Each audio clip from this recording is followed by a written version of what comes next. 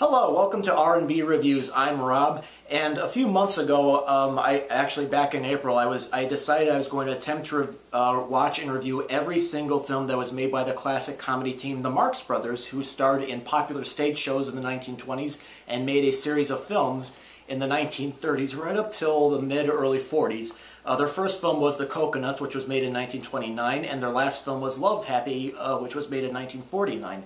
I managed to get through their first 5 films, and I had to take a break for a while because some things came into my life where I couldn't, I just didn't have the time. But now, I think I can go back to what I set out to do and try and review every single one of their films. And today, I'm going to be reviewing A Night at the Opera, which is arguably their best film. It was made in 1935, and it was originally released by MGM. And the plot is Groucho Marx plays business manager Otis B. Driftwood, who convinces his client, Mrs. Claypool, played by Margaret Dumont, to invest in the New York Opera Company. And Chico and Harpo Marx play Conman, who tries to convince Groucho to consider their friend Alan Jones for the opera company while they're looking at other people. Now, I have arranged for you to invest $200,000 in the New York Opera Company. I don't understand. Don't you see? You'll be a patron of the opera. You'll get into society. Then you can marry me, and they'll kick you out of society. And all you've lost is $200,000. This marked the first time that the brothers made a movie at MGM after leaving Paramount Pictures, as well as their brother Zeppo behind. And if you look at the early Paramount films and these later MGM ones, you kind of do notice a bit of a difference. For one, the brothers were definitely much more family-friendly. They became characters that the audience could root for instead of people running around archaically poking fun at everyone. Now they only poked fun at the villains of these films, and they were definitely much more likable. You're fired, do you understand? You're fired. Hey, you big bully, what's the idea of hitting that little bully? Will you kindly let me handle my own affairs? Get out. Now, what have you got to say to me? Just this. Can you sleep on your stomach with such big buttons on your pajamas? Why, you... Many people have felt like this was kind of out of character for Groucho Marx, because Groucho poked fun at everybody, but I mean, if you look at some movies like Animal Crackers and Coconuts, sometimes he would go out of his way to help the leading man in the romantic couple subplot, even though sometimes that could be a bit annoying. But for some people, that this was a bit too much of a change to have him do that. Also, another thing you'll notice is Groucho's lines are not all double entendres because of the new film morals code that had came around where you couldn't talk about sex or drugs and stuff like that. In the movies, they could be clean, wholesome fun, which is what kind of did Mae West in when she was making her films. Although watching this movie, I noticed that a few of these double entendre jokes kind of slipped through the film censors. Mr. Driftwood, I think we'd better keep everything on a business basis. How do you like that? Every time I get romantic with you, you want to talk business. I don't know, there's something about me that brings out the business in every woman. Also, another thing you'll notice is romantic couples were more prominent. Granted, the romantic couple, these young romantic subplot of these couples was always in Marx Brothers movies since The Coconuts, but now they definitely are a little bit more forward. The reason was because MGM didn't think their comedians could carry a film on their own, although Duck Soup and Horse Feathers that they made at Paramount showed that they could.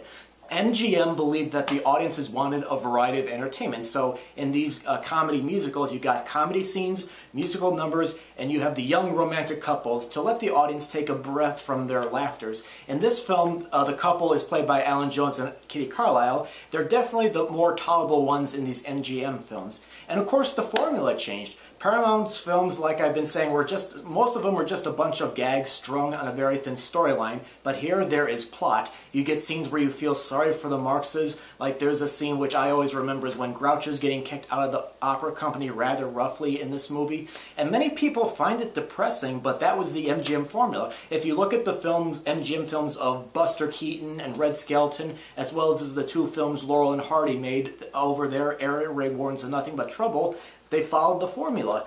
Like, one example, when the comedians are down and they decide that there's nothing to go and they decide to step on up and mess with the people who messed with them. Kind of like the Bugs Bunny cartoons where somebody messes with Bugs Bunny and Bugs Bunny says, "This means war! Of course you know this means war!" And he goes in and screws things up just to get back at them. And another thing you'll notice is Night at the Opera is a much more polished film than the rough Paramount films. What happened was the brothers went on tour to try out these comedy scenes, and the writers polished them up based on audiences' reactions, which is why one of the reasons why I think Coconuts and Animal Crackers worked very well, because they had done these comedy scenes so very well when they were doing the show live. And also, Night at the Opera contains some of their best comedy hits, including the famous contract scene between Groucho and Chico, the stateroom scene where Groucho is living in a little stateroom on a ship, and people keep coming in and out. And there's also a very underrated one with the brothers eating breakfast together at the hotel. The entire agreement is automatically nullified. Well, I don't know. It's all right. That's in every contract.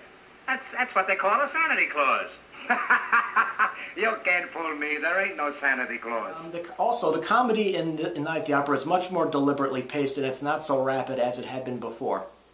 Chico gets to do a very verbal comedy bit like the ones Groucho used to do, and Alan Jones is definitely more likable as the leading man than some of the later ones. Friends, Talk fast. I see a man in the crowd with a rope. how we happen to come to America is a great story, but I don't tell that. So now I tell you how we fly to America. The first time we started, we get a halfway across when we run out of gasoline, and we got to go back. Then I take twice as much gasoline. This time we were just about to land, maybe 3 feet.